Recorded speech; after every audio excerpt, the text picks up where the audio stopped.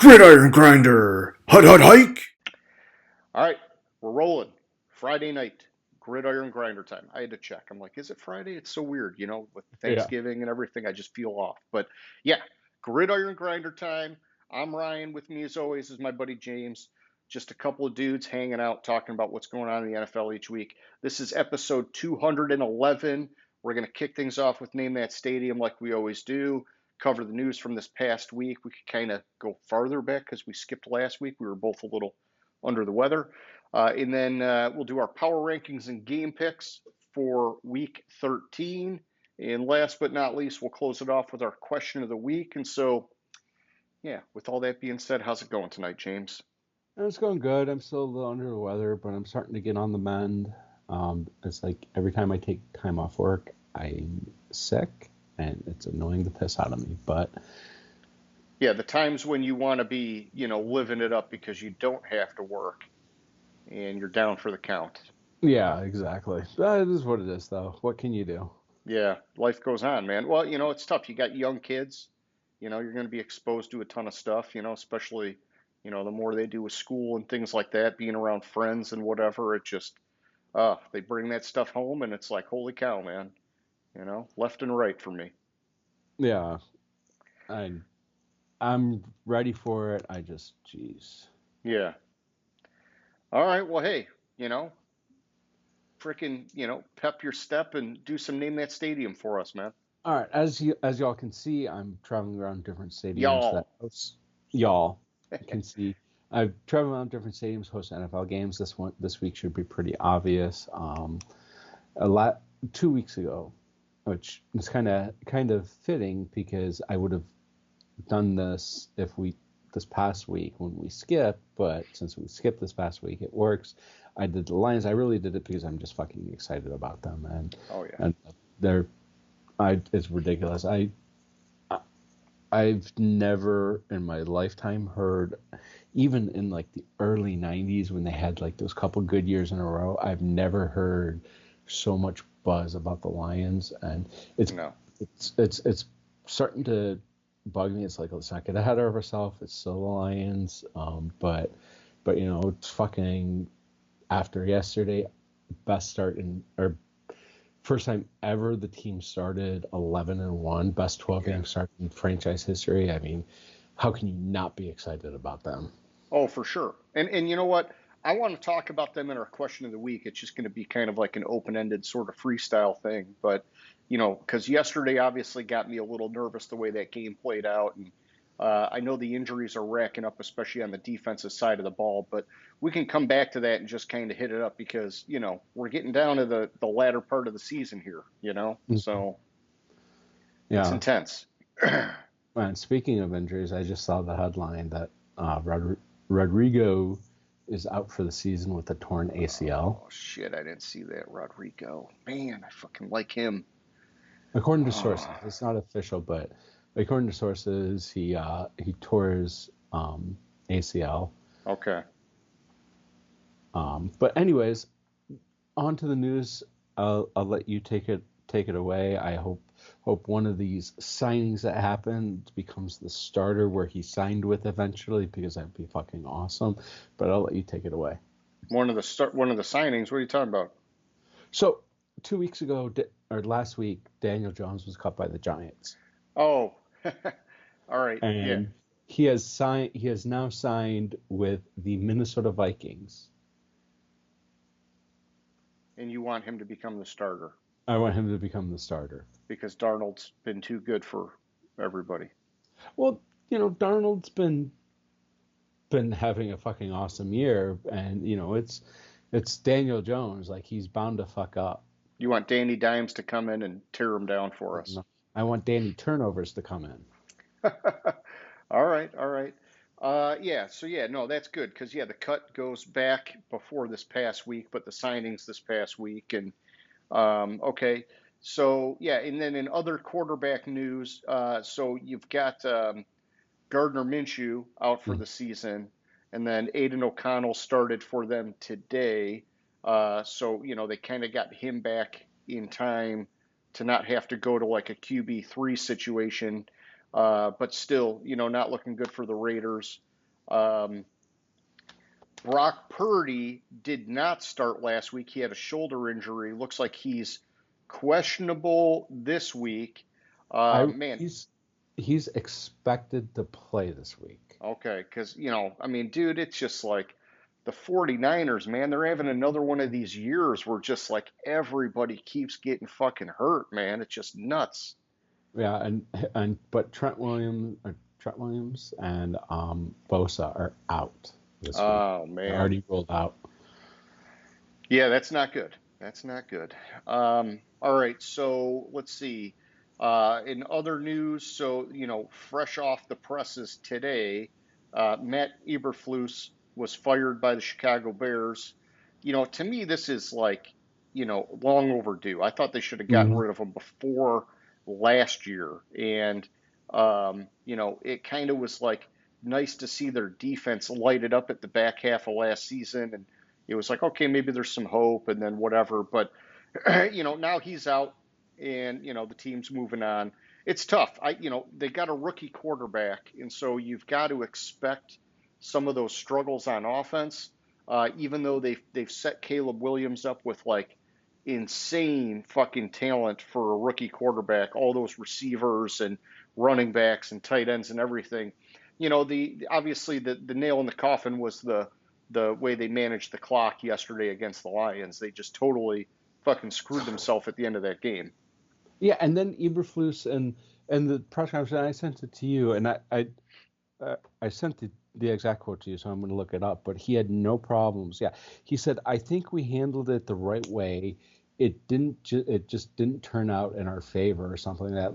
Like how the fuck do you get sacked? Okay, if you're not sure how to utilize timeouts and you're Yeah, trying to drive the field and win a game and your quarterback gets sacked, the first thing you should do is call timeout. Period. yeah.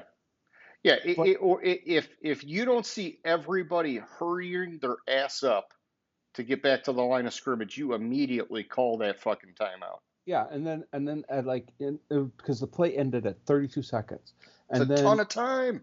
it's a ton of fucking time, and then you're down into like the teens. Call the timeout then. Like Hmm. you've already wasted like 12 seconds. Like you something should click. Wait a minute, something's not right here. Call the timeout, or I don't know, um, fucking.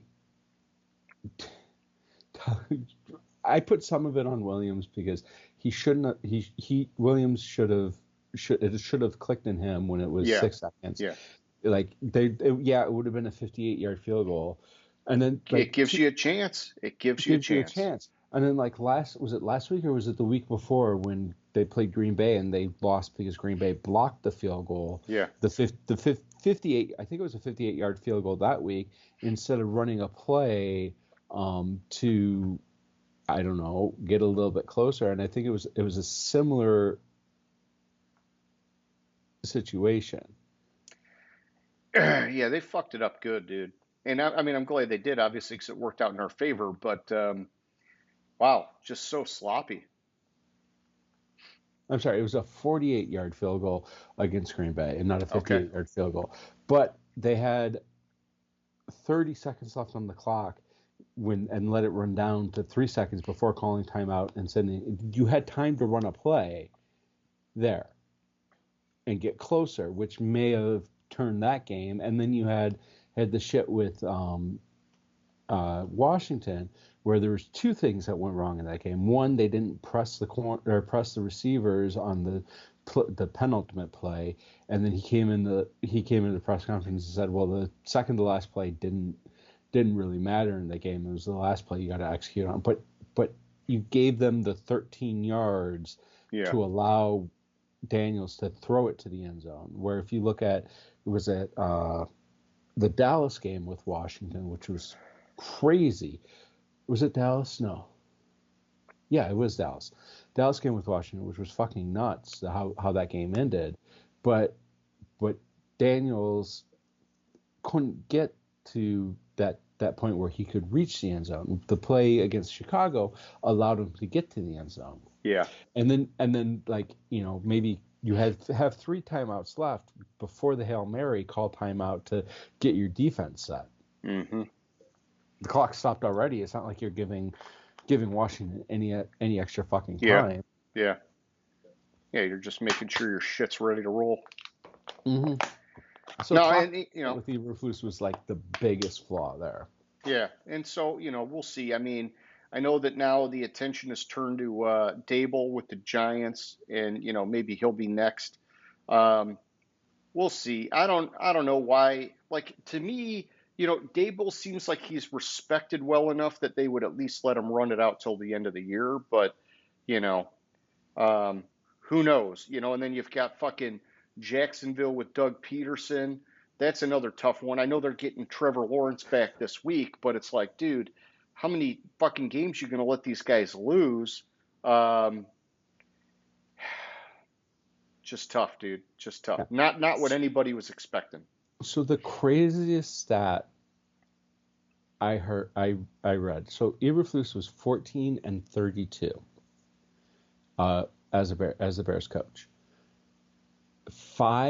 5-19 in one score games. Mm. 5-19.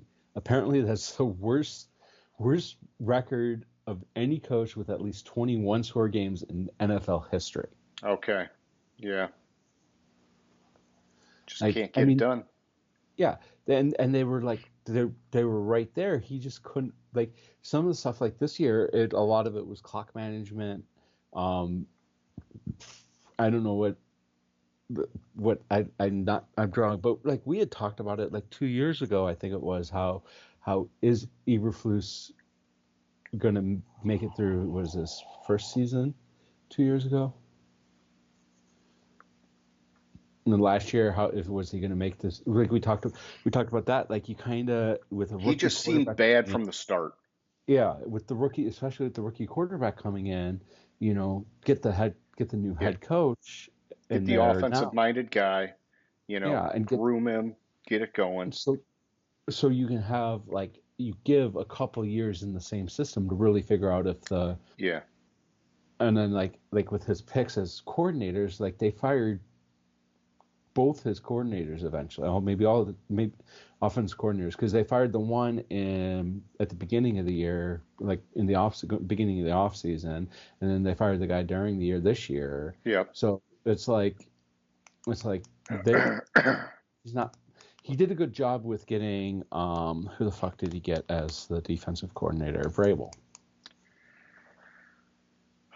Is Vrabel the defensive coordinator or just like I I thought thought he was like Vrabel a was. consultant. I thought Vrabel was defensive coordinator. I mean, if he is, fucking props to him. I didn't realize that. I thought he was like, let's see, coaching and personnel assistant for the Browns. Is that not updated or is that right? Oh, that must be right. Who? Like I said, I think it was Vrabel. I'm obviously. Yeah. Let me look it up. I obviously it was. Oh, yeah, Uh, no, that makes sense because he's an Ohio guy. yeah, it was somebody. Let's see. Eric Washington is the defensive coordinator for the Bears. I don't know. I don't know. I had read something and Sports Illustrated's already naming Ben Johnson as the top candidate for the Bears job. Okay. If Ben Johnson goes to the Bears, oh, I will nutshot him if I ever see him. for some reason I thought it was somebody that they brought in, That's all right. but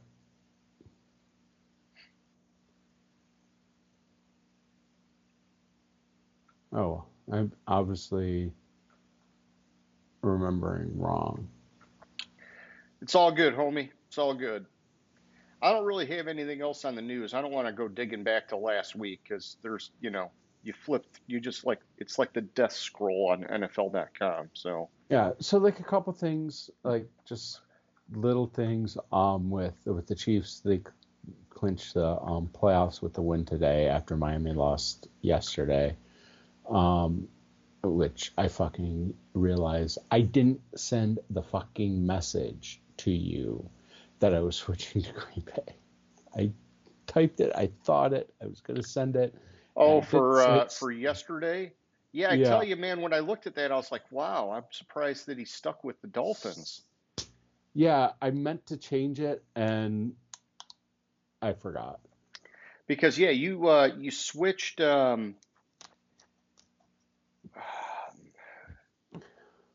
what was I it that switched. I switched from San Francisco to Green Bay um, last week? Yeah. last, and I meant to going into this week. I meant to Yeah. switch to Green Bay, and I just fucking That's all right. fucked You up. you nipped a couple on me, so, you're starting down one here, but that's okay. We're still close. We're still tight, James. Yeah, we're still tight, still hanging in there.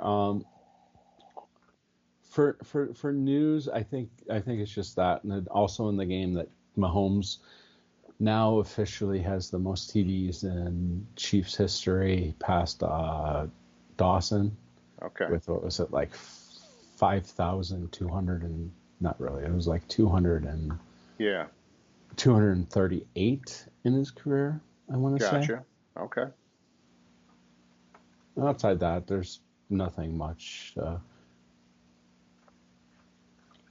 Well then, let's switch it over and do some fucking power rankings, my man. All right, let me pull them up. So my top five, there's no changes despite Pittsburgh's loss to Cleveland. Okay. I have Detroit at one, Buffalo at two, Kansas City at three, Eagles at four, Pittsburgh at five. I think Pittsburgh. I think the loss to Cleveland. Like heard some weird stat, like, and I didn't look it up, but like at Cleveland, and this is what made me pick Cleveland, was like the Steelers have lost like six straight games at Cleveland. Gotcha. Um, and that's what made me pick or switch to Cleveland. But I think Pittsburgh is still a top five worthy team, even though that. I'm going to look up the stat now. Yeah, it's just Cleveland had their number. Yeah, Cleveland has their number at Cleveland. Yeah. Well, and while you look it up, my top five stayed the same as well. Detroit, Buffalo, Kansas City, Philly, Green Bay, and so we're pretty close. Except I got Green Bay at five, you got Pittsburgh at five, and um, but yeah, nothing changed. It's nice keeping it simple. And then I had a little bit of movement in my next area. The Ravens, they stayed at six. Green Bay moved up two spots to seven, and San Francisco moved down one spot to eight. The Commanders, after the loss to Dallas, moved down one spot, and I considered dropping Washington out of the top top 10, but I just wasn't ready to do Yeah. that do that yet. Like, yeah, I know they're what 7-5 or something like that, but it's just I see a lot of good in that team and a lot of fight in that team, and I just personally biased to them. Nothing wrong And, with that, man. They got potential. and then Minnesota rounds out the top 10. They stayed at 10, even though they barely beat Chicago. With that, so it was 2 weeks ago, the Green Bay game. The Vikings game was this past week, so I got the timeline wrong. But they barely beat Chicago, and I want to say I want to say that game went into overtime. Okay. But I still left them at 10 because they're just playing. I just like what I see in Minnesota, and I hate saying that. Yeah, they're playing tight football, man. They're playing really disciplined on defense, and then the offense. It's Darnold is he's being very efficient as a quarterback, man. And there it's Aaron Jones has been having a good year on the ground. I mean, it's like, they got Hawkinson back. It's just everything's kind of working for them, man. Yeah, so I was right. That game did go into overtime. Okay. So yeah, and while you're still scrolling there, I'll give you my 6 through 10. So I've also got Baltimore at 6. I moved them up one spot. Then I've got Minnesota, moved them up one. Pittsburgh, I dropped them 2, even though, like you're saying, maybe Cleveland has their number in Cleveland. It's still Cleveland is so far down on my board, I had to ding them a little bit. Then I've got the Dolphins at 9, and I moved them up a healthy amount. I moved them up 4 spots.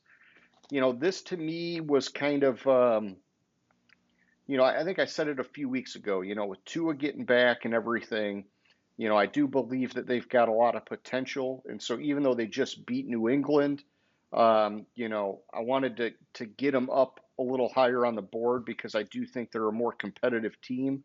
Of course, they ended up losing yesterday, but, these were done obviously, without regard to that. And then at 10, I've got the Chargers, even though they lost to Baltimore. I didn't move them. I kept them at 10. Baltimore is a borderline top 5 team for me, so I didn't want to punish them.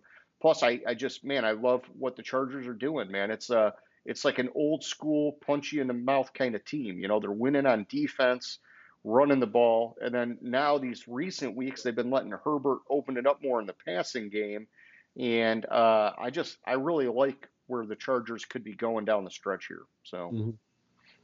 And I had a lot of teams in 11th. I agree with you with Miami. I wanted to, but I couldn't justify it in my head off yeah. of beating New England. But also I had a lot of teams here in this range that had nowhere to go. Mm-hmm. So like they couldn't really drop them or couldn't raise them because almost all of them won. Because in 11 through 15, almost all of them won, but they were against lesser teams, and the team that lost, 2 teams lost in this range. One I did drop, and the other one I just kept the same, which was I had Seattle. They beat Arizona, nothing to write home on. Tampa Bay, they beat the Giants, nothing to write home about. Tampa Bay, they beat Chargers. They lost to Baltimore, but I have Baltimore so high up Yeah. and it was a good game. Plus, I think it's a Jim Harbaugh thing with the Oh yeah. loss because I don't think Jim Harbaugh has ever beaten John Harbaugh, or is that Not yet. John's Baltimore, right? Yeah. Yeah. So Jim has never beaten John, so that's a older brother, younger brother thing. Oh yeah. For those that watch us that have kids that watch Bluey, the common in Bluey is big brothers never lose to little brothers. Oh yeah. I seen that episode. And then you have 14 Miami. I moved them up one spot. This is more about Houston dropping out of my top 15, and Denver moved up one spot. Both these teams beat lesser teams, but Houston just shit the bed, so I had to drop Houston. I got you. Yeah, and just a little sidebar. It's interesting how you and I are kind of flipped with Cincinnati and San Francisco. It's I don't know. I must have just been dogging San Fran early, and I knew I was holding on tight with Cincinnati, which I got to start letting go of now because their defense is just never going to do them favors this year. But um, either way, just calling that out. You and I are like polar opposites with those 2 teams, and maybe we'll start to converge here in coming weeks. But at 11, I got Cincinnati. They were on the bye. 12, Tampa Bay. They were kind of locked in on the board. 13, Washington. I dropped them 4. I probably wouldn't have done it that much. It's just the way the board worked out. It was the only spot I could put them, so they got like a little bit extra of a beating. 14, I've got Denver. Man, I'm just Bo Nix has been like the freaking Sean Payton special, man. Like you look at their prospects for the future together, and holy cow, I'm excited. Plus, especially how fucking good that defense is. Mm. That's the part I really like, is that the defense has been lights out. But add in a rookie quarterback that's ahead of schedule, and things are looking bright for Denver. And then 15, Houston, I dropped them down 2. I'm sorry, 15, 15 Seattle. I moved them up 3. I'm getting ahead of myself. Houston's next. So, yeah, back to you, man. I have Houston at 16, dropped them down 2 off the loss to Tennessee. I really wanted to drop them further, but I couldn't really, like right here in the board, I couldn't justify it because I had a couple buys, and the teams that lost to teams that are way better. So then I have the Rams. They lost to Philly, but I think Philly is that much better. Falcons were on a bye. Cardinals lost to Seattle. I considered actually moving the Cardinals up off the loss, but I couldn't do it with Atlanta being on the bye, and I just didn't have the time to do the machinations to figure out where to put them. So I left them at 19, and then the Bengals on a bye, I left them at 20. I got you. So yeah, 16, I've got Houston. We're aligned there. I dropped them 2. Then I've got Arizona, dropped them 1. I've got the Rams at 18, dropped them 1. 19, San Francisco, they were kind of locked in by the board. 20, I've got the Saints, they were on a bye. Back to you at 21, man. 21, I have the Colts. They lost to my number one team. It was closer than I would have liked, but it was a lot closer than I would have liked. 24-6 isn't bad, but I hear you. Yeah. 22, I have the Panthers. They actually moved up 1 spot on my board, and it's more of a function of who I dropped down, and which was who I dropped down out of there, than really moving them up. I thought Carolina, as that game was going on, I thought Carolina had a solid had a great chance at winning that game, and I don't know if it was Kansas City kind of overlooking them because they have a division game, and how Carolina's been playing, or what, but they got the 1 spot bump. The Browns only got a 2 spot bump for beating Pittsburgh. Yet you're going to say, well, Pittsburgh's in your top 10. Yeah, like I said, with Pittsburgh. Oh, you're anticipating me sweating you. I only moved Cleveland up 2. Like I said earlier with Cleveland is, I think it's more of a Cleveland has Pittsburgh. It's a mental block. Those divisional games are very unpredictable. Yeah. New Orleans, they were on a bye. They didn't move. Dallas, I moved them up 2 for beating Washington. My honest opinion on Dallas, and first of all, Dallas can theoretically, going into this week, they could theoretically still get the number 1 seed in the NFC. I think they're eliminated from the number 1 seed now, but going into this week, they could still had the opportunity, and they still can get the number 2 seed in the NFC at least. And some crazy shit happens. Yeah.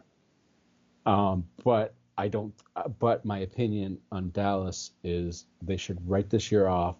They should play Trey Lance, even though I like Cooper Rush, but you're going to keep Cooper Rush as your backup quarterback, and then in the offseason try to trade Trey Lance and get a second round pick for him instead of just putting him, because you traded for him, and the whole purpose of trading for him, where he's been on the depth chart, is to flip him. It's flip him for a higher pick, and in the future. And I think it's time to show what he can do and not do these like 2 plays, 3 plays per game. Especially like if you're even like 2 plays, 3 plays per game, like they're even blowing people out. Like they were fairly comfortable against Washington. Washington really didn't have that good of that decent of a chance to win the game.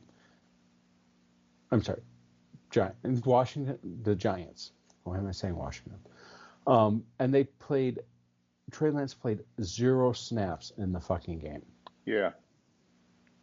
I mean, if I'm them, I'm with you. It's time to just admit that your chances of making a deep playoff run are near 0.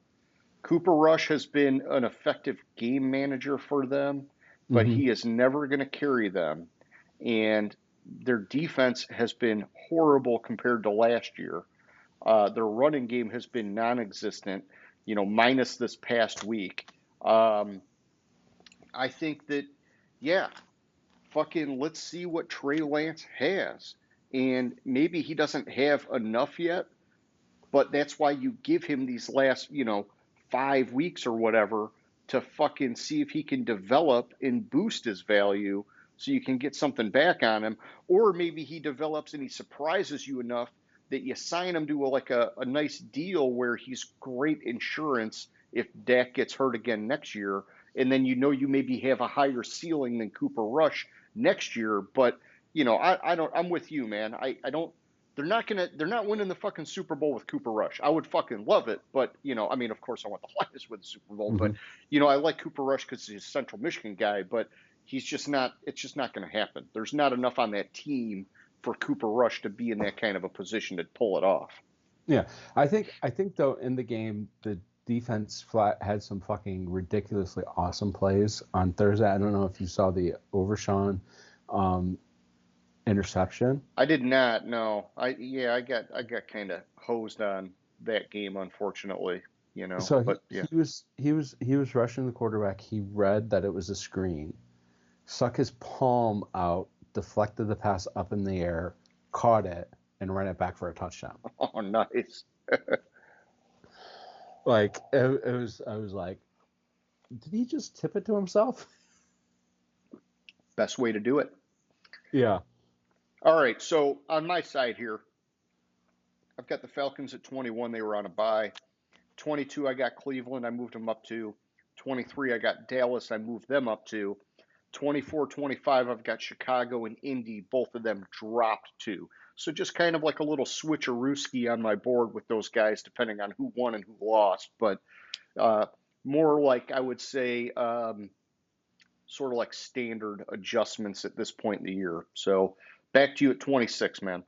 At 26, I moved Tennessee up 3 for beating Houston. It's just kind of how the board fell a little bit. I moved 2 teams ahead of them down and did this. Was it 3? It might have been 2, actually. So I had, no, but it was 3. Then Patriots, I dropped them 1 for losing to Miami. Then Jacksonville, they're on a bye. They didn't move. And biggest move on my board is the Raiders. I dropped them 7. Okay. And this was I sent this before I saw what happened in today's game, and I feel stronger about dropping them 7. Yeah, they had a little meltdown, huh? Yeah, they had a little meltdown. I kind of was holding on to them a little bit. They were on a bye, but what I'm seeing out of the Raiders, I don't really like, and like it's just I wanted to move them down, but then they had a bye, and then they lost to Miami, who I think is a far superior team to them. And then I have the Bears. They were 30 going from last week. They were 30 from, I put them 30 week 11 going into week 11, and they're at 30 now. They lost to Minnesota. They fired their head coach. They don't know how to manage the clock worth shit. Yeah. I hear you. All right. So, yeah, on my side, 26, I got the Jets. They were on a bye. They didn't move. 27, I've got the Raiders. They were pretty much just locked into that spot because of the board. 28, the Jags. They were on a bye. They didn't move. 29, Titans. I moved them up 1. It was nice. I like that you gave them a couple more. My concern is just that Levis has been like the secret assassin for that team all year. And I know in like recent weeks he's had a couple of good games. I just can't trust it, not one bit. And so, and then at 30, I've got the Panthers. I dropped them down 1. So My dumpster fire didn't change, even though I wanted to move the Giants down. I couldn't because the Jets were on a bye. So I have the Giants at 31, Jets at 32. Stayed the same from, was it 2 weeks ago I did that? okay. Yeah, 2 weeks ago. Yeah, and I've got I've got the Patriots and the Giants, same as it ever was. Those guys are locked in at the bottom for me. So good old dumpster fire. Same as it ever was. Same as Well, it ever was. yes. All right, my man. You want to lead off the game picks? I will. I just have to do You one have to thing rub it on in the. that you took a couple games on me last week, huh? Well, I have to. I was going to try to get the percentages. There it is. Oh, yeah. Yeah, if you just sum T1 through T205, that'll give you the number of games throughout the year so far. I have it at 179. Okay. I almost did 179 divided by my. Yeah, 179. That looks right to me.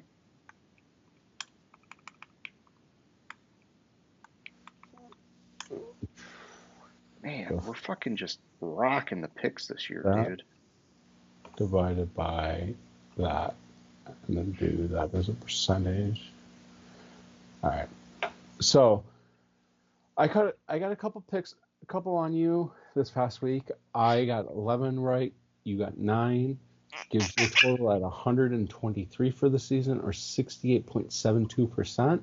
I have 118 for the season, or 65.92%. You got one of the games back last night,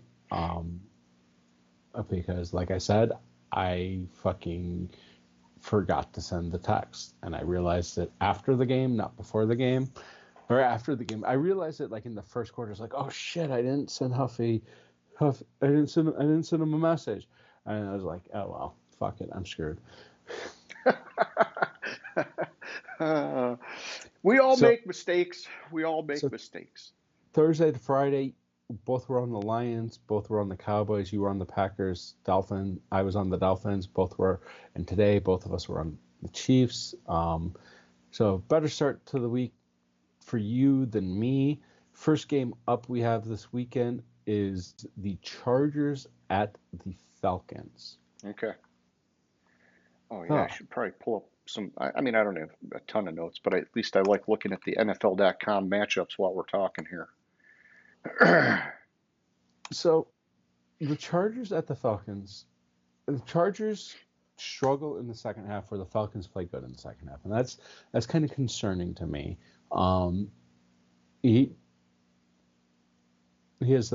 Herbert has the third best QBR in the first half on the season, and the 29th best in the second half, and it's Damn, like, I didn't realize it was such a disparity for him. his QBR in the first half is 74.7. His QBR in the second half is 35.6. Wow. Also, in the second half, the Chargers are averaging 8.4 points per game. Yeah, they're not scoring 30th much. in the NFL. Yeah. And I will say this just to defend Herbert a little bit, because I do still believe Herbert is a top tier quarterback, but his receivers are doing him no favors, right? Especially Mm-hmm. Quentin Johnston. That dude's fucking dropping shit left and right. And when their best receiver is fucking, I don't want to like rip him, but it's Ladd McConkey, that to me is like at best, like a Hunter Renfrow kind of like slot guy, Mm-hmm. and it's tough, man. He doesn't have a whole lot to work with, and so, but still, that sucks that the second half is that much worse. So an interesting thing to watch out for in this game is, so week 11 or week 10 and 11, prior to week 10 and 11, Cousins had never had consecutive games without a touchdown pass. Okay. Since he became a starter 11 years. But the Chargers have also allowed the 8th fewest touchdown passes this season at just over 1 a game.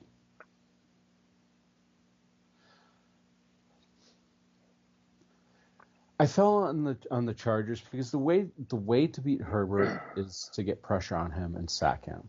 Yeah. If you give him time, then he's gonna have a field day. And the Falcons have less than one sack a game this year.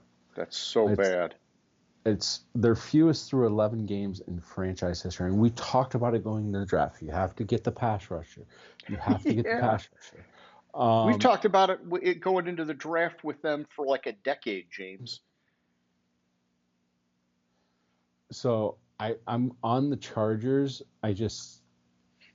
I'm also going into this.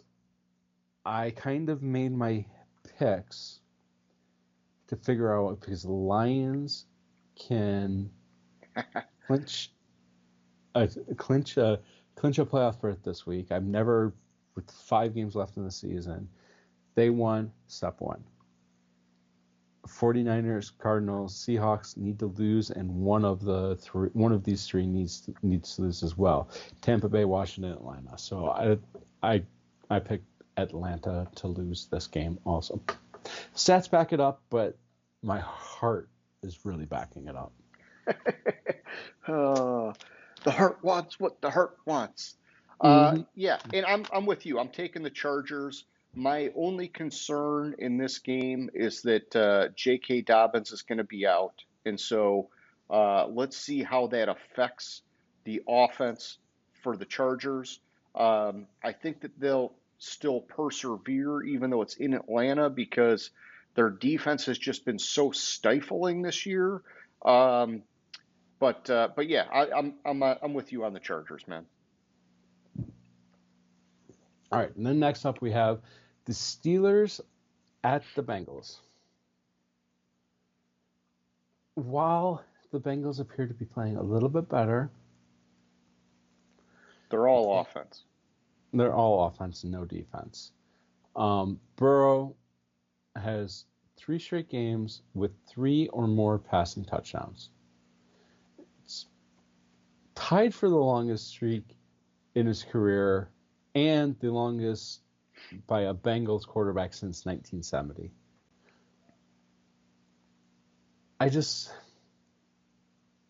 It looks like it's going to be high scoring. Bengals are 6-0. Okay.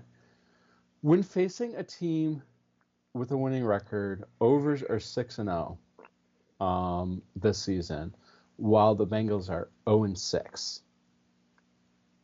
Okay.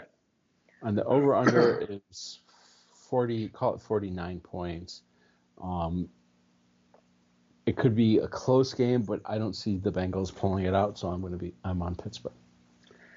Yeah, I mean, I was close on this one, right? And it's because probably that I've been hanging on to Cincinnati so much that I've got them at 11 on my board, and Pittsburgh's at 8.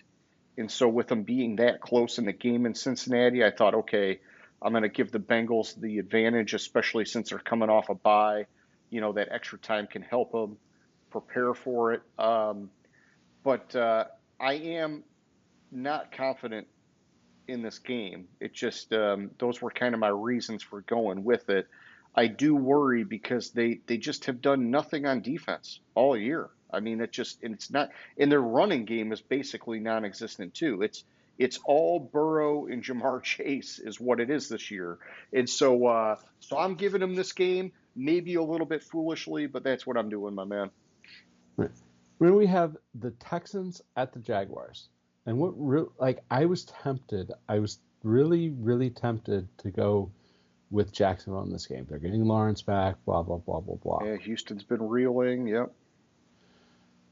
In his 3 career games against the Jaguars, CJ Stroud has thrown for 929 yards, 6 touchdowns, and no interceptions. Nico Collins, he's been back for a few weeks. That helps.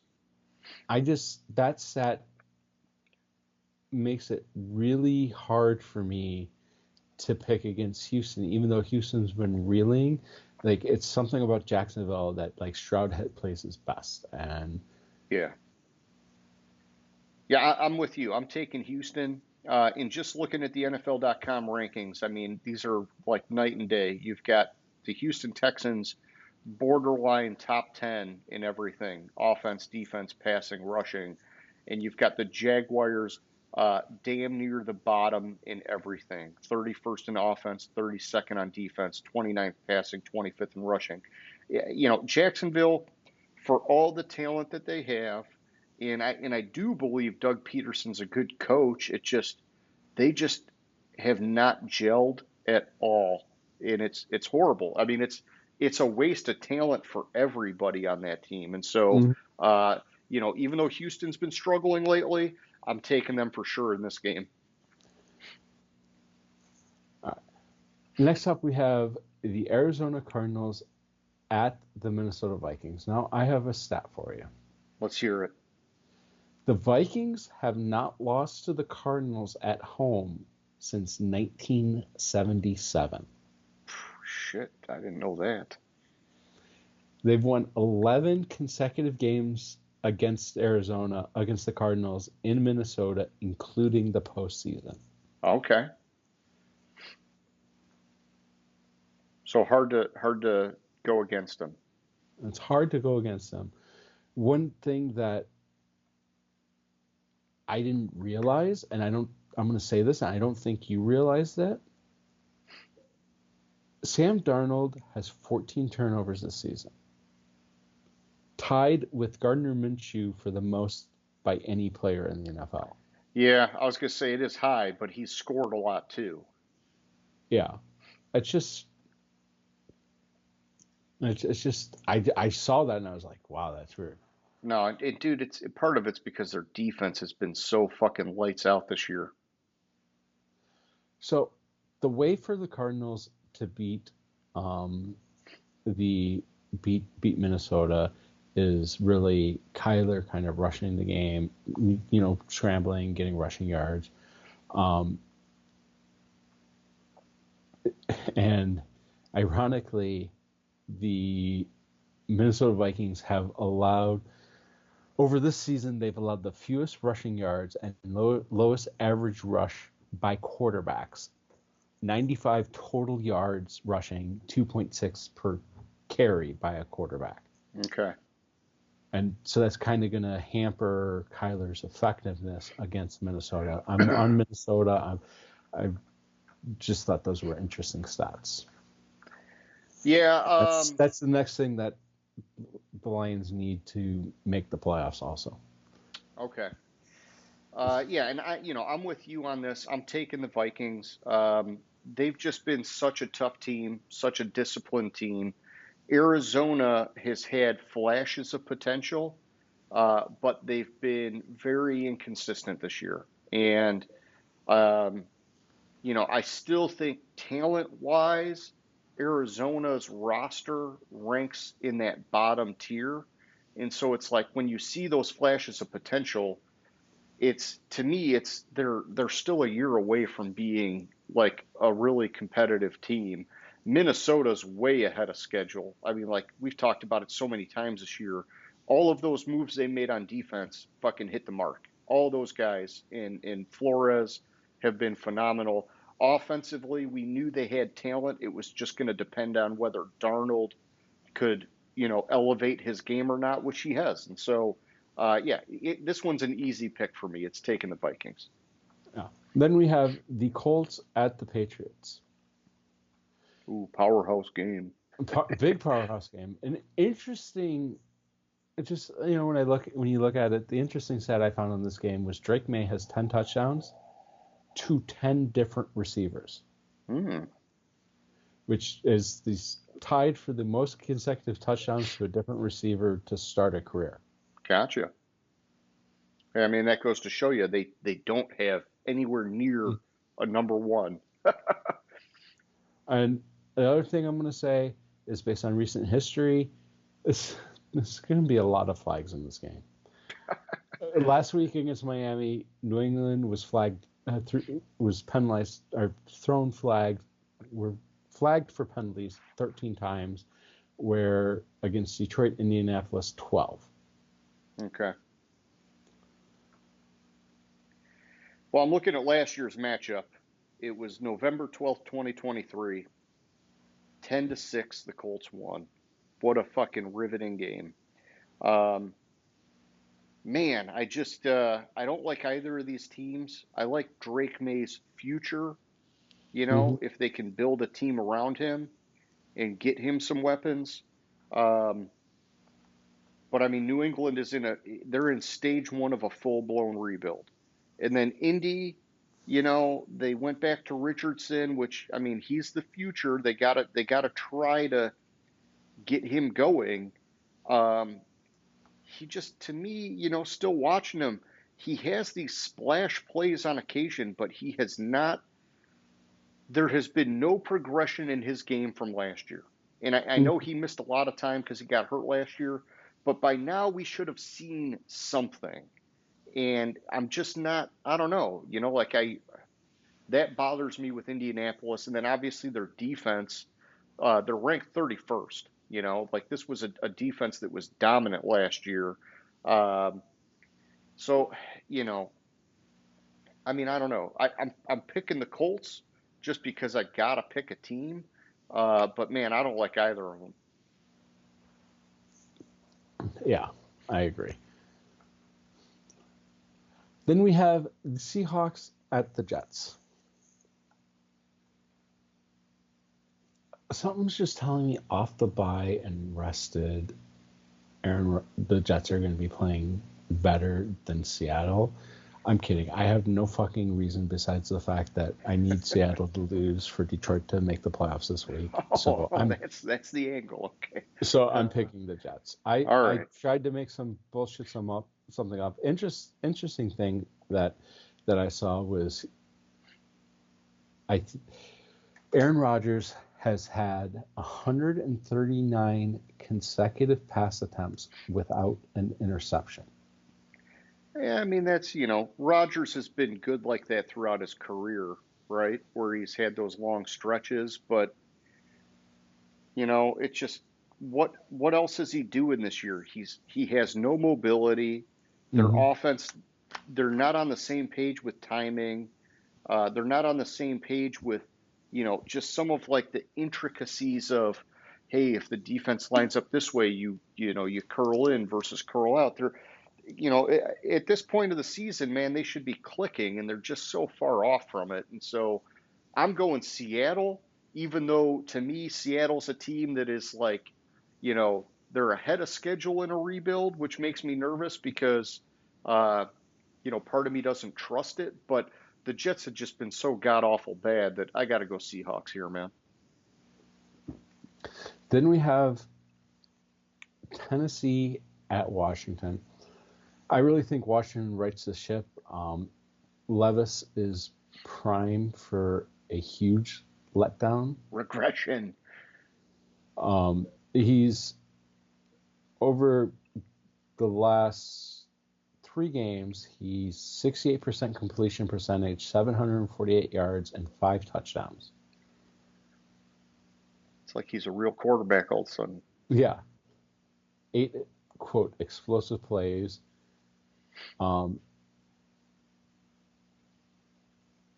But Washington's pass defense is the 4th best in the NFL, allowing only 189.1 passing yards per game.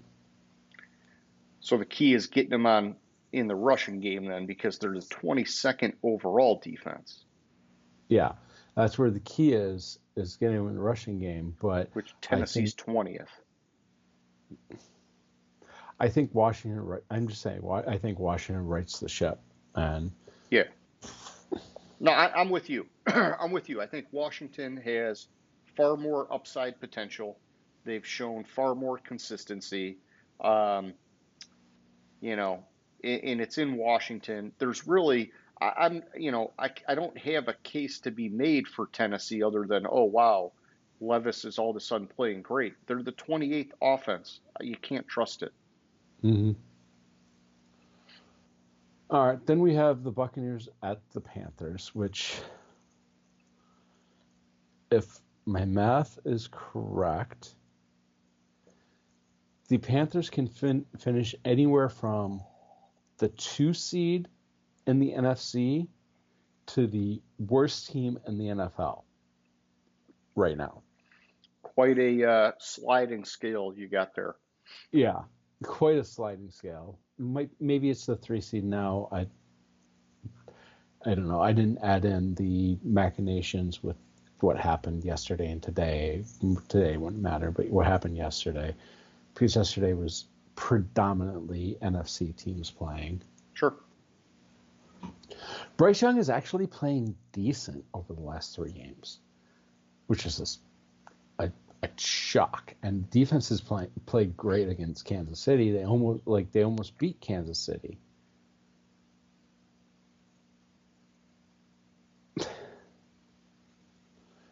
I said it a couple weeks ago, and I've only gone against it once, and it was just a gut feeling. Oh, I don't want to. No, I'm going to stick with it. I'm going to go with Tampa Bay. Yeah, don't do that. Don't do that to yourself. You're like having some bad muscle memory of the off season where you were hyping up Bryce Young so much. You don't have to go back to that, James. My gut tells me that it's going to be closer and Carolina has a chance to win the game. I just can't pick. I can't pick them. Yeah, and you shouldn't. I'm taking Tampa Bay. These are teams that are on totally different ends of the spectrum. Carolina is near the bottom in every category statistically. Tampa Bay is near the top, even though their defense is actually 25th. Highly uncharacteristic of a Todd Bowles defense, but we've talked about it week in and week out. A lot of that this whole year has been because of the high amount of injuries they've had on that defense. And offensively, Mike Evans is back. That helps. Cade Otton proved to be a reliable tight end while Godwin and Evans were out. They've got a couple weapons at running back that I think they found the right running back by committee approach. Tampa, and Baker, dude, Baker's just been a freaking bulldog for them, man. And so I'm sticking with Tampa Bay. I can't trump it just because they're in Carolina. All right, then we have the Rams at the Saints. Saints are coming off a bye. Rams are coming off a loss. Yes. Yeah, I was just trying to look up to find it, but I thought, right? Yeah, they lost to Philly. Yeah. So the Saints are more rested.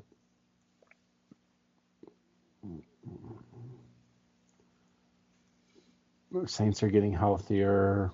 Taysom Hill's playing hero ball for them. But I think the Rams are just the better team. As long as they can get pressure on whoever's playing quarterback now for the Saints, I think. Derek Carr. Yeah, thank you, Derek Carr. I forgot if Carr was. He's back. Yeah, he's been healthy. When I was saying it, I forgot if Carr was back or if it was still Ritter. Either way, I think the Rams win this game. I think also the Rams have found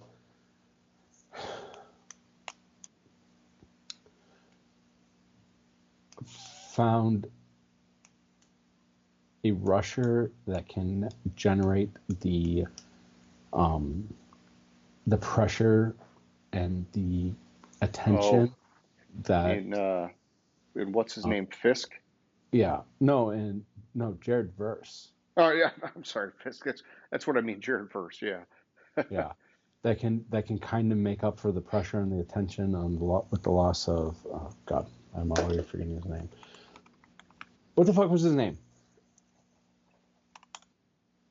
Who are you talking about now? The fucking guy that just retired from the Rams. Aaron Donald. Aaron Donald. Thank you. I was like, every name came to my head of rushers that have been good over the years besides Donald. No, I was thinking Jared Verse, but yeah, Braden Fisk, he's not been horrible for him either, but yeah. Yeah. So according to the stats that I came in, he has 51 pressures this game, but he's also going against Fuaga, who allows the least pressures this season Yeah. by rookies. I'm still going to go with the Rams. I think the Rams are a better team. Hey, it's your call. I got them both really, really close on my power rankings. And so typically when that kind of thing happens, I default to the home team. And so I've actually got the Rams at 18 and the Saints at 20. And so, the Rams are just a hair higher, but because it's in New Orleans, I'm going with the Saints. It's hard for me to like pick apart the stats and say, okay, this or that stands out to me. I could really see it going either way. I'm just giving the Saints the edge. Yeah. So we have the Eagles at the Ravens. Key to this game is really shutting down Saquon, which I think the Ravens can do. I know I'm grasping at straws on that one. Lamar is 23-1 against the NFC. Yeah, that's wild, man. Which is crazy. I think if it was in Philly, I would probably take Philly. Yeah, I think so because too. they've been really dialing it in this year, especially with Saquon, like you're saying. But because it's in Baltimore, and Baltimore's been really good too this year, I'm giving Baltimore the edge. A weird thing that I saw when I was looking at this game was since 1970, this will be just the second instance of teams meeting in week 13 or later who are averaging 180 rushing yards per game. Man. You would think that would be more, especially with how run dominant the league was. It used to be, yeah. But like I said, I'm on the Ravens. I think the Ravens can shut down Saquon. I mean, they've struggled defensively, but yeah, it's in Baltimore. I'm going Baltimore. Then we're on to the Monday night matchup of the 49ers at the Buffalo Bills. Which you're saying we already know Trent Williams and Nick Bosa are out. And that's what tipped it. Like my instant gut was San Francisco, but then with Williams and Bosa being out, those are two key pieces that give me concern for San Francisco. I think also the cold weather will be difficult. It's hard. From like Saturday to game time, Buffalo is last forecast I saw was supposed to get like 26 inches of snow. Yeah, it's a totally different kind of game when you got weather involved like that. Yeah. I think while San Francisco can run the ball, I think with Williams being out, that takes a big chunk out of their ability to run the ball, even though McCaffrey is great. But also on the flip side, with Bosa being out, can they really stop Buffalo? Yeah.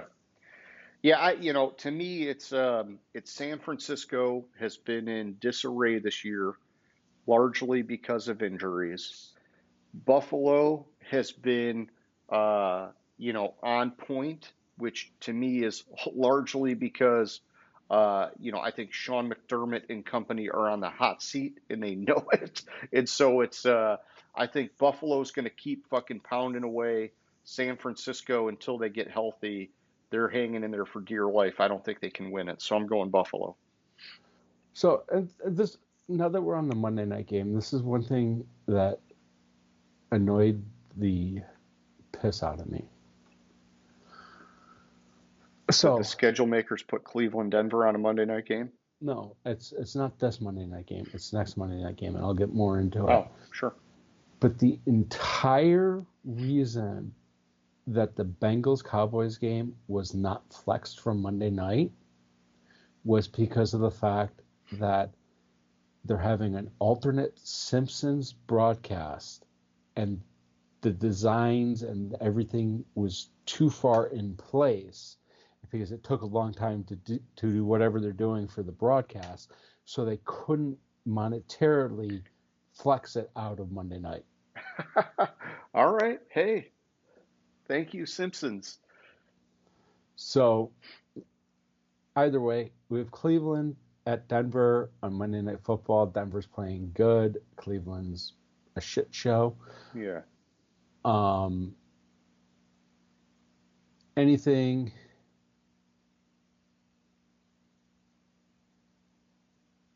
The interesting thing that makes me think that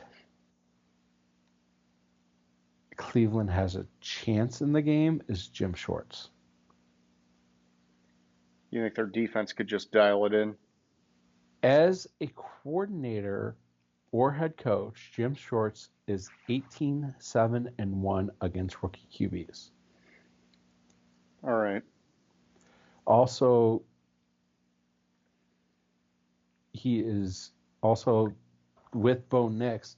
So the Browns league are fifth in the league for percentage of dropbacks that result in a sack at 8.8.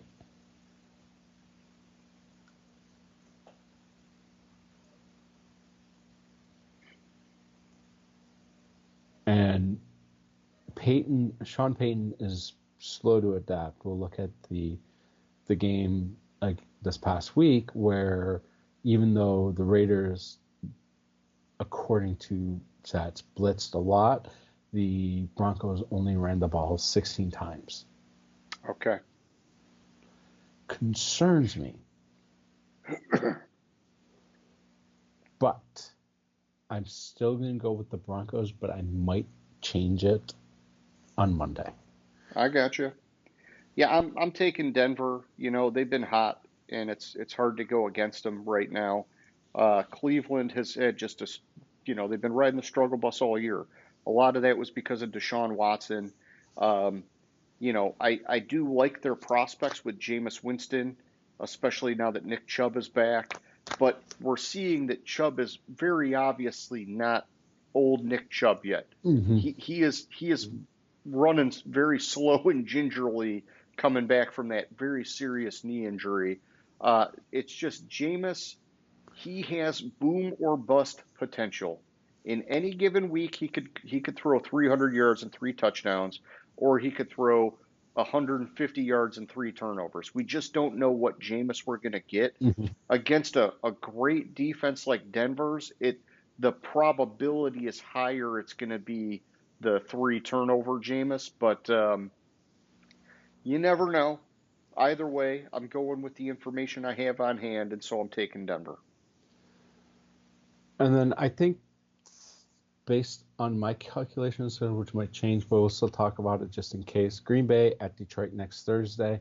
I like how the league does it, or did it this year, and they've done it the past few years, where every team plays Thanksgiving weekend, and one of the teams that played on Thanksgiving both teams that played on Thanksgiving play the following Thursday. Yeah, that helps. Yeah. I would rather have the Packers on full rest or on extended rest and played them Sunday than next Thursday, especially with all the injuries the Lions have had Yeah. and the injuries in that game, and how the Packers and how Jordan Love has recently been on fire. With all that said, I am not going to pick against the Lions. I cannot pick against them at this point. Yeah, that's all you got to say. I'm with you. We can't go against the Lions. They're 11-1. It's the first time ever they've been fucking just dominant. We would be just hurting ourselves to go against them. So I'm taking the Lions. I do agree the injuries are a concern. Green Bay's been on a tear and they're like almost entirely healthy, but that's okay. You know, the Lions, they've been finding a way no matter what. So I'm going to bet on them to keep doing it. All right. I think that's our picks. Unless you have any final thoughts, we can move on to question of the week. Sure. Yeah. So question of the week, James. Like I was saying earlier, I just wanted it to kind of be like an open sort of discussion about the Lions and what your comfort level is with them coming out of this game against Chicago yesterday. It seems like in my opinion, there were a few calls, and none are like popping out of my mind right now. But yesterday, I know there were a few calls where I felt like we had the benefit of the refs for once, The which, collar tackle on, was it third down, where they stopped us on third down. The phantom horse collar yep, tackle. yep, There was but then again there was a phantom PI that made up for that on the okay. Bears touchdown drive later on. It was like, how is that pass All right, interference? maybe I missed somewhere it balanced it out because when that game was nearing the end, I thought, okay, we got away with a couple on the calls, and then we got away obviously with them shooting themselves in the foot with the And then clock management. speaking of that, fucking Jameson Williams. Oh my God. Yeah, that was horrible. I guess he apologized to the team in the locker room afterwards, and so, that was great. But Jameson keeps doing stupid shit, and Yeah, so and James, this is this is exactly what I'm talking about. I am concerned, man. I am concerned. Okay. Um, they were saying yesterday we had 9 starters out at the end of that game. 9 fucking starters, and I think it's 8 of them on defense, and so I don't know how it could be that many, but it's just, dude, you know, and maybe some of it was just in that game, guys going out, and so it won't be 9 guys out for this next game. But you're saying Rodrigo's out. yeah, Rodriguez Rodrigo out is, out for the season, yeah, and he's a Kurt. lot better than I think people have given him credit for. In my opinion, he should be a starter on that team, and I know that they kind of pop him in and out depending on what the game script is or whatever. But um, man, I think and I don't know where I'm going with any of this. I guess I think that until the Lions win the Super Bowl, I'm just always going to be concerned about them. Mhm. It's So probably as simple as that. current injury report, coming out of the game, you only have two on it. You have Pascal, who's questionable, and with a knee injury that isn't believed to be serious, and you have Rodrigo out for the season with a torn ACL. Okay, but we already have Hutch out, so that's We already 3. have Hutch out. Um, we have Yeah, I don't know where they get the other 5. There must have been, So I it's don't like know, Carlton. I think it was going maybe in like Carlton Davis got Carlton knocked out. Davis, on Unreserky, Okay. Wingo, Yeah, and so Shaw, these aren't all starters, but yeah, so I get it. Yeah, we've got, Anzalone. well, Anzalone's a big one. Like, let's see, Derek Barnes is on IR. Reeves Maven's on IR. Hutch is on IR. Davenport's on Yeah, IR. and Reeves Maben has been great for us on special teams. Yeah, maybe they were counting Davenport as a starter because hypothetically he should have been and could be, but I don't know. I never really penciled him in that way because I wanted to see him stay healthy. Hmm. What's going on with Reeder? He's not playing, is he? I'm not seeing him. Hold on, let me. Davenport, I just haven't heard anything about him, so I guess I assumed that he's still just kind of coming back or whatever. But and then on offense, it was just Taylor Decker at left tackle that was out. So it's offensively they're maintaining. It's just well, defensively. It and Raymond. Oh, Khalif Raymond. Okay. Well, yeah, I guess I look at him a little bit further down on the chart, but yeah, Yeah. he is a Um, factor, especially in special teams for us.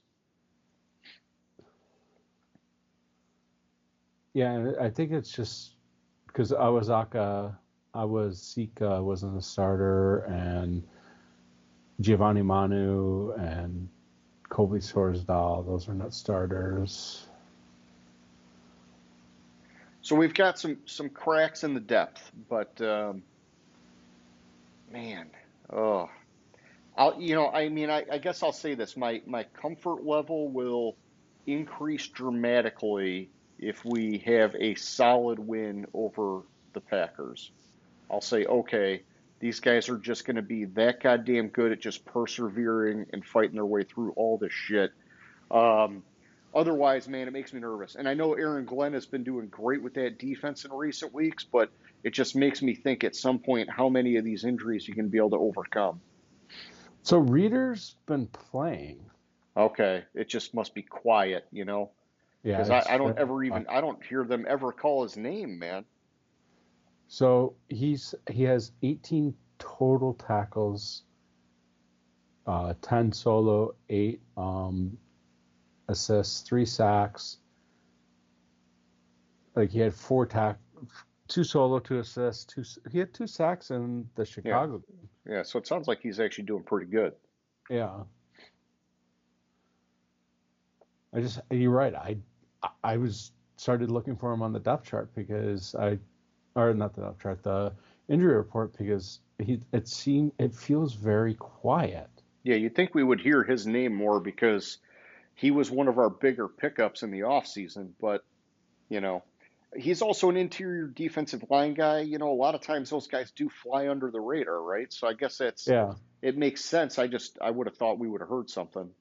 Yeah, but I would have thought, like, I would have remembered, like, the 2 sacks. I watched Yeah. the entire fucking game, and like it just didn't stick out. Yeah. Yeah. Throw the guy some love, man. Hello?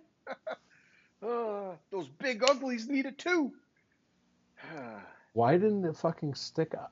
Like, Well, at least it's not just me because I've been watching a lot of the games. I mean, I missed the last one against the Colts, but other than that, man, I've been watching a lot of football this year, and I know I get distracted at times, but still, it's like, holy cow! Like some of these things, I thought I would be more adept to.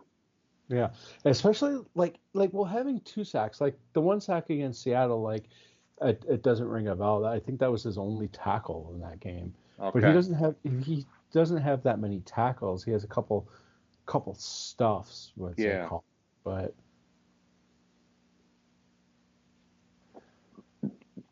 So what's your yeah. comfort level? Oh, it's You're nervous? it's anxiety on cocaine. Anxiety on cocaine. Okay, well, that's probably not good. Like all these injuries bug the fucking living shit out of me. It's like Yeah. and like you can't really like you have to get some space from Minnesota, and you have to get some space from Philly before you can even consider sitting people like No. week 18. I mean, just look at the North, man. You've got Minnesota and Green Bay nipping at our heels. Yeah, well, that's what I'm saying. Like you have to get. I just said Minnesota because Yeah. Minnesota But yeah, is no, you're right though. right Philly behind. for the NFC in general, Philly's right there. Man, I mean it's real fucking tight at the top for the NFC. Hmm. And dude, I mean, part of me loves it that, everybody's talking about 3 NFC North teams going to the playoffs. Part of me is like, fuck yeah, because you want to be the best, you got to beat the best, all that kind of shit. But another part of me is like, fuck, man. Oh, it's just, it will not be an easy road. And, you just wonder, can you get through all of the injuries and all the things of having it that hard of a road all the way to the end. Sometimes it makes you stronger, and sometimes it tears you down just enough that it can derail you. And so, and some of that I don't think is some of it's just pure luck, whether it's good luck or bad luck. So So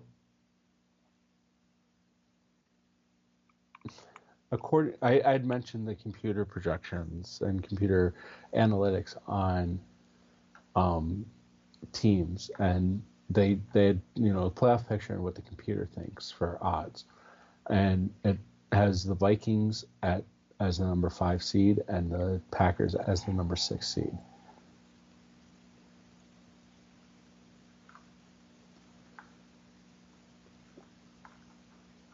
So, I mean, the Bears, they have a 0.1% chance of making the playoffs.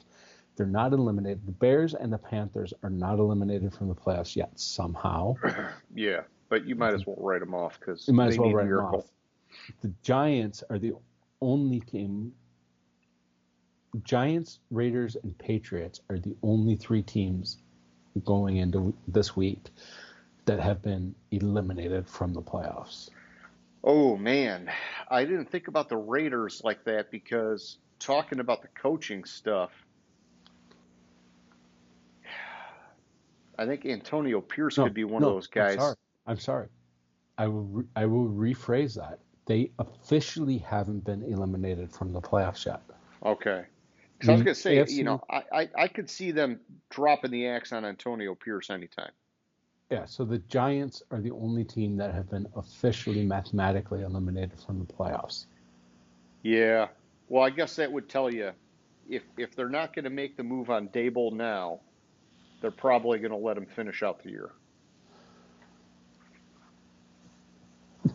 They're probably going to let him finish out the year. I think actually they're going to bring him back next year. As well respected as Dable is, I think they're going to give him a shot. Man.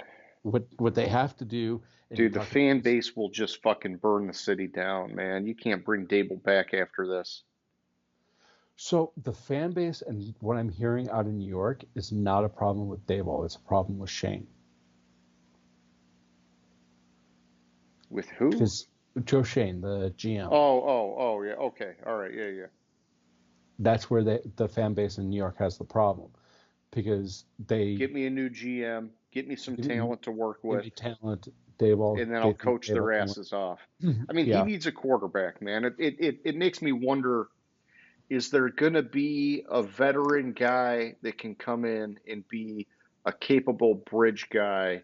Because I don't want to see them draft a guy, because if they draft a guy, it's like, okay, now you're saying you got to give Dable like basically 2 more years. It's almost like you need to give him something where it's like, hey man, you can have next year, but you got to make it work with kind of like a Band-Aid quarterback that's,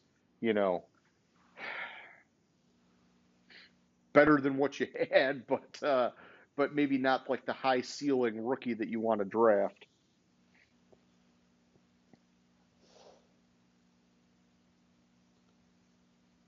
Also, I want to know what tiebreaker the Chiefs take over the Lions. Yeah, I don't know. I mean, I'm sure there's something out there, but fuck them. Fuck the Chiefs. Fuck the fuckers. Because the Lions have a better conference record, better win percentage, strength of schedule is harder, strength of victory is higher.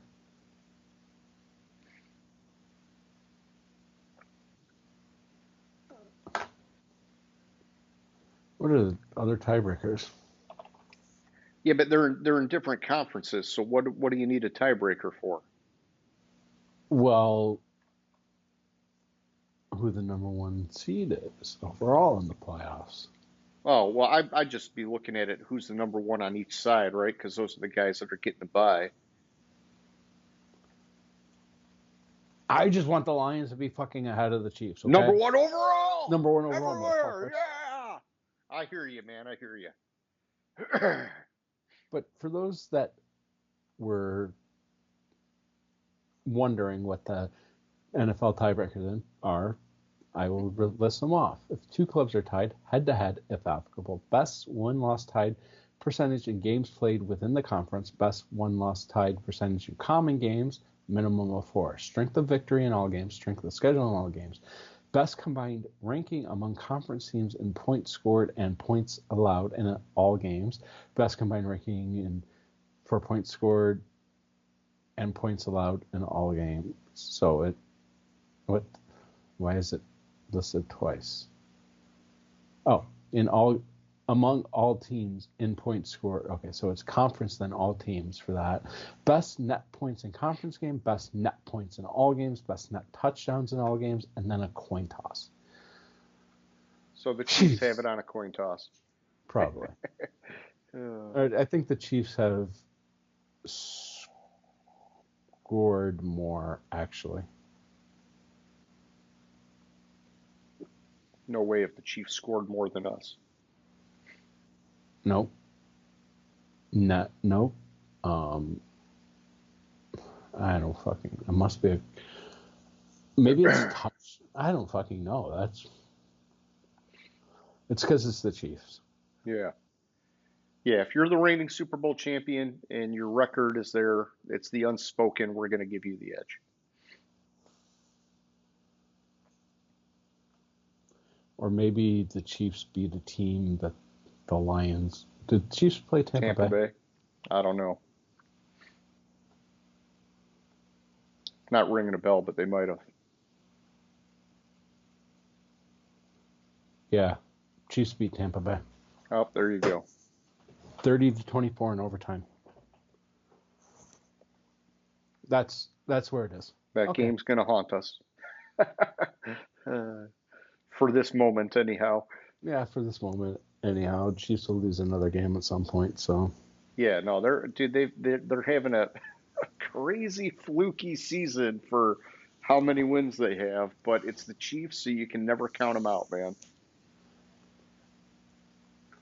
Yeah, exactly. And it also bugs me that, like, I didn't think going into this year the NFC was going to be better than the AFC.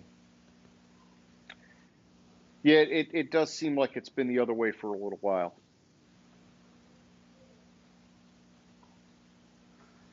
But, yeah, so, well. It's like, how the fuck have the Chiefs clinched the playoffs at 11-1, but the Lions haven't? Well, because only one team's been eliminated. I don't fucking know. Yeah. It's all good, man. It's all good. All good, my homie. All right, well, hey, you got any closing questions, thoughts, tangents, your mama jokes, anything like that? No, I think that was it. Okay. Well, then, for anybody who's watching, we hope you liked the show. And if you did, thumbs up, subscribe, yada, yada, yada, all that stuff. Same thing next week for week 14. So, James, like always, my man, it was a good time. I'll catch you later, bud. All right, sounds good. Gridiron Grinder. Hut, hut, hike.